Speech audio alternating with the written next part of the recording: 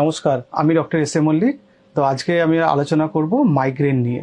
Migraine একটা খুব chronic অসুখ, একটা ডিজিজ, এবং প্রচুর লোক এবং মহিলা এই মাইগ্রেনে অ্যাফেক্টেড, এবং তারা আমাদের কাছে আসেন, বলেন যে মাথা ব্যথা এবং খুব বাজে রকম মাথা ব্যথা। তো আমরা মাইগ্রেনটা নিয়ে বলি যে এটা একটা ওয়ার্স্ট হেডেক আর কি, ব্যাড হেডেক, এবং এটা একটা নিউরোলজিক্যাল ডিসঅর্ডার। প্রচুর বড় চ্যাপ্টার এবং প্রচুর জিনিস বলার থাকে মাইগ্রেনে। আমি খুব ছোট করে বলছি আপনাদের বোঝার সুবিধার জন্য, যাতে আপনাদের কোনো অসুবিধা না হয় এবং আপনারা বুঝতে পারেন যে কোনটা মাইগ্রেন এবং কোনটা মাইগ্রেন নয়। তো মাইগ্রেনের ব্যথাটা সাধারণত একদিকে মাথায় হয়, এটাকে বলে ইউনিল্যাটারাল হেডেক বা হেমিক্রেনিয়াল পেইন।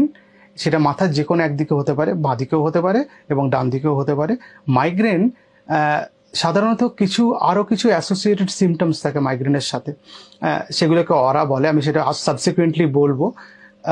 তার সঙ্গে নশিয়া ভমিটিং থাকে, ফটো সেন্সিটিভিটি থাকে, মানে কোনো একটা আলো আছে, আলোতে অসুবিধা হচ্ছে, বা কোনো গন্ধ, তীব্র গন্ধতে অসুবিধা হচ্ছে, বা কানে কোনো জিনিস বেশি অসুবিধা করছে, খুব জোরে সাউন্ড বা কোনো গান শুনতে অসুবিধা, এগুলো আমাদের হচ্ছে।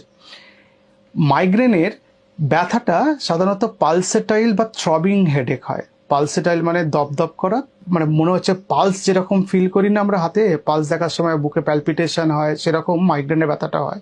থ্রবিং হেডেক একটা চাপযুক্ত ব্যথা, এবং এটা নর্মাল মাথা ব্যথার মতো নয়, পুরো মাথা জুড়ে হয় না, মাথার পুরো জায়গা জুড়ে হবে না, বা কোনো দিকে এই নিচে এই দুদিকে হচ্ছে সাইনাসের মতো ব্যথা, এরকমও ব্যথা নয়, অথবা মাথার পিছন দিকে ব্যথা হচ্ছে সেরকম নয়। মাইগ্রেনের ব্যথা একদম ইউনিল্যাটারাল ব্যথা হবে, এই রকম দিক থেকে এই জায়গায়, অথবা এইরকম দিক থেকে এই জায়গায়, ডান দিকে বা বাদিকে, দুদিকেই হতে পারে।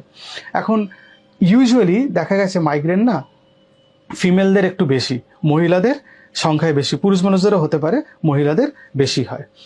এখন মাইগ্রেন কেন হয় এই প্রশ্নের উত্তর যদি আপনারা আমাকে জিজ্ঞেস করেন, আমরা দিতে পারবো না, কারণ খুব বেশি রিসার্চ এটার হয়েছে, অনেক রিসার্চ হয়েছে, কিন্তু তার কোনো আউটকাম বেশি বেরোয়নি। তবে দেখা গেছে যে আমাদের যে ব্রেনে ব্লাড ভেসেলসগুলো আছে, ভেন্স, এই ভেন্সগুলোর মধ্যে কিছু নার্ভ এন্ডিংস থাকে, এবং সেই নার্ভ এন্ডিংসগুলো কিছু পেন সিগন্যাল আমাদের ব্রেনের মধ্যে পৌঁছায়।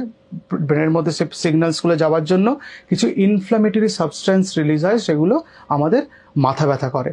সেই সাবস্টেন্সগুলো বেরোলে আমাদের মাথা ব্যথা করে, এবং সেটা মাইগ্রেনের পেনের সঙ্গে রিলেটেড। তাহলে মাইগ্রেনের ব্যথা কেন হয়? ভেনাস ডাইলেটেশন হয় ব্রেনের মধ্যে, এবং সেখানে পেন সিগন্যাল ব্রেনের মধ্যে পৌঁছায়।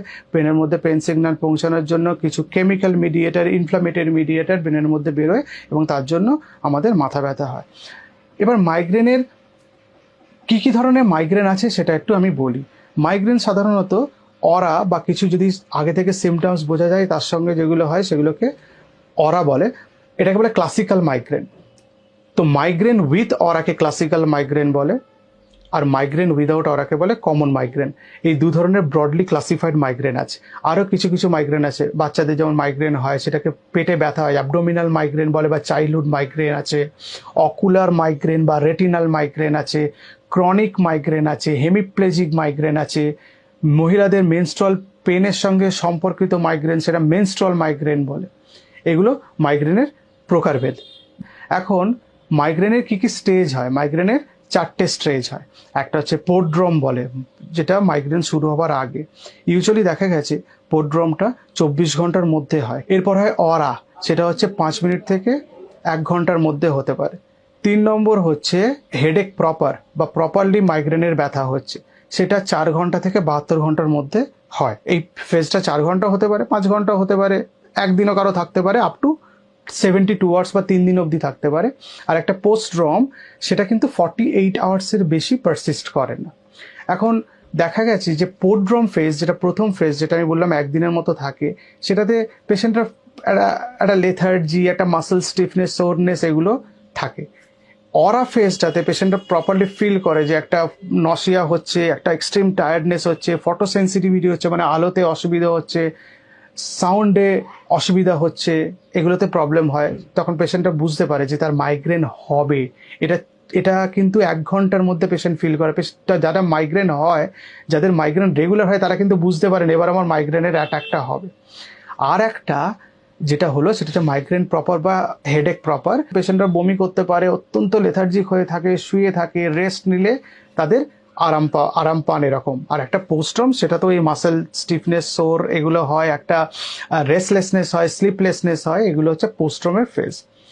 এখন নেক্সট আমরা যেটা বলবো যে মাইগ্রেন কি কি ফ্যাক্টরে অ্যাগ্রাভেট করে। কিছু কিছু অ্যাগ্রাভেটিং ফ্যাক্টর আছে। ইউজুয়ালি দেখা গেছে যে আমরা যদি কোনো মিল স্কিপ করি বা কোনো স্ট্রেসফুল অ্যাক্টিভিটি হলো, প্রলং অ্যাক্টিভিটি হলো, রেস্ট পাওয়া গেল না, বা মুড সুইং করছে, এই সব সিচুয়েশনে মাইগ্রেনের এগুলো ডিসফ্যাক্টর, এগুলো দেখা গেছে এই সময়গুলোতে মাইগ্রেনের অ্যাটাকটা বেশি হয়। আর একটা আছে genetic predisposition. 80% migraine genetically correlated বা জেনেটিক্যালি লিঙ্কড। মানে 80 জন, 100 জনের মধ্যে 80 জনের মোটামুটি দেখা গেছে তাদের বাড়ির কারো মা হতে পারে, বাবা হতে পারে, মাসি, মামা, পিসি, কাকু, জেঠু, এদের কারো না কারো মাইগ্রেন ছিল, তাই মাইগ্রেন হয়েছে। মানে ব্লাড রিলেশন থাকার একটা টেন্ডেন্সি পাওয়া গেছে, এটাকে জেনেটিক্স, একটা স্ট্রং জেনেটিক্স এস্টাবলিশড হয়। এবার কোন কোন খাবার মাইগ্রেনে আমরা অ্যাভয়েড করলে ভালো হয় সেটার একটা জেনে নিতে হয়, যে এই খাবারগুলো আমার যদি মাইগ্রেন থাকে আমি অ্যাভয়েড করব, তাহলে আমার মাইগ্রেনের অ্যাটাক কম হবে। কি কি খাবার হতে পারে? অ্যালকোহল খুব স্ট্রংলি রিলেটেড মাইগ্রেনের সাথে।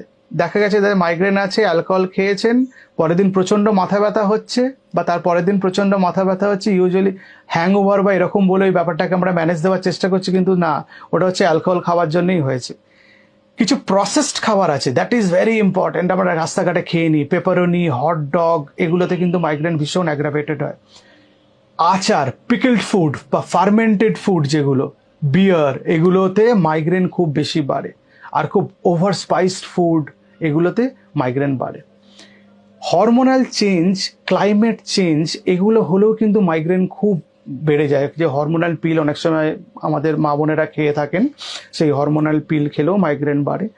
আর দেখা গেছে যে ওয়েদার চেঞ্জ হলো, খুব গ্লুমি একটা ওয়েদার হয়ে গেল, বৃষ্টি হঠাৎ, রোদ ছিল, খুব আলো টালো ছিল, হঠাৎ মেঘ হয়ে বৃষ্টি হবে, বা একটা গ্লুমি ওয়েদার ক্রিয়েটেড হলো, মাইগ্রেনের অ্যাটাকের চান্স বেড়ে যায়। সুতরাং অনেকগুলো প্রিডিসপোজিং ফ্যাক্টর আছে মাইগ্রেনের জন্য, এবং সেই ব্যাপারগুলো মাইগ্রেনের সঙ্গে রিলেটেড। তাহলে আমরা কোন কোন খাবার খেলে মাইগ্রেনের অ্যাটাকটা বেশি হবে সেটা আমরা জেনে নিলাম, কোন কোন সিচুয়েশনে মাইগ্রেন বেশি হবে সেটাও জানলাম, কি কি ট্রিগারিং ফ্যাক্টর আছে, জেনেটিক্স এক্সেট্রা, সব কিছুই জেনে নিলাম। এবার মাইগ্রেনের ট্রিটমেন্টে আমরা আসি। তো মাইগ্রেনের ট্রিটমেন্টটাকে না দুটো ভাগে ভাগ করে নিলে সুবিধা হয়। একটা হচ্ছে মাইগ্রেনের প্রিভেন্টিভ ট্রিটমেন্ট। কিছু কিছু ট্রিটমেন্ট আছে যেগুলো মাইগ্রেনের অ্যাটাকটা আসতে বাধা দেয়। আর মাইগ্রেনের অ্যাটাক অলরেডি হয়ে গেছে, স্টেটাস মাইগ্রেনোসিস, মানে খুব সিভিয়ার মাইগ্রেন হচ্ছে, সেই ক্ষেত্রে কি ট্রিটমেন্ট হবে সেটা আমরা আলোচনা করব। আর কি আরও কি করলে মাইগ্রেন প্রিভেন্টেড হবে সেটাও আমরা বলবো। কি কি ওষুধ খেলে মাইগ্রেনের অ্যাটাক প্রিভেন্টেড হবে। কিছু ট্রিপট্যান্ট আছে, ডাইটান্স আছে, ডাইহাইড্রো আর্গোটামিনস আছে, এগুলো খেলে আমাদের, বা প্যারাসিটামল, মেটোক্লোপ্রোমাইড, এগুলো মাইগ্রেনের অ্যাটাক হলে আমরা ইউজ করি এবং তাতে খুব রিলিফ পাওয়া যায়। ইউজুয়ালি আমি বলি না, পেন কিলার মাইগ্রেনের অ্যাটাকে খুব বেশি না খেতে, মানে NSAID গ্রুপের যে ওষুধগুলো সেগুলো না খেতে বলি, কারণ এর পরের যে মাইগ্রেন হয়, যারা লং টার্ম পেন কিলার খেয়ে খেয়ে মাইগ্রেন কমিয়ে এসছেন, নেক্সট তাদের যে মাইগ্রেনের অ্যাটাকগুলো হয় দেখা গেছে সেগুলো অনেক বেশি মাথা ব্যথা করে, তাকে বলে রিবাউন্ড হেডেক। হ্যাঁ, এটা মাথায় রাখতে হয়। আর এমন খাবারগুলো সিলেক্ট করতে হয় যাতে নাইট্রাইট এবং মোনোসোডিয়াম গ্লুটামেট, মানে MSG, এগুলো কম থাকে, প্রিজারভেটিভ, সেই খাবারগুলো খেলে আমাদের মাইগ্রেনের অ্যাটাকগুলোও কম হয়।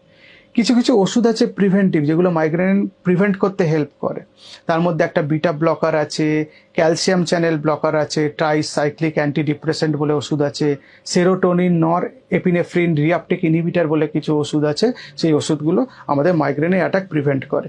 আর কিছু কিছু সাপ্লিমেন্টস আছে, যেমন কোএনজাইম কিউ, রাইবোফ্লাভিন, ম্যাগনেসিয়াম, এগুলো আমরা যদি লং টার্ম খেতে থাকি, এগুলো মাইগ্রেনের অ্যাটাক প্রিভেন্ট করতে হেল্প করে। এগুলো ইম্পর্টেন্ট। আর কি করতে পারি যাতে মাইগ্রেনের অ্যাটাক কম হবে? কারণ ওষুধ, এগুলো তাহলে ওষুধের পার্ট। আমরা কি কোনোভাবে ওষুধও অ্যাভয়েড করতে পারি? হ্যাঁ, নিশ্চয়ই অ্যাভয়েড করতে পারি। আমরা যদি রেগুলার যোগা প্র্যাকটিস করি, মাইন্ড বডি দুটোই রিল্যাক্সড হয়।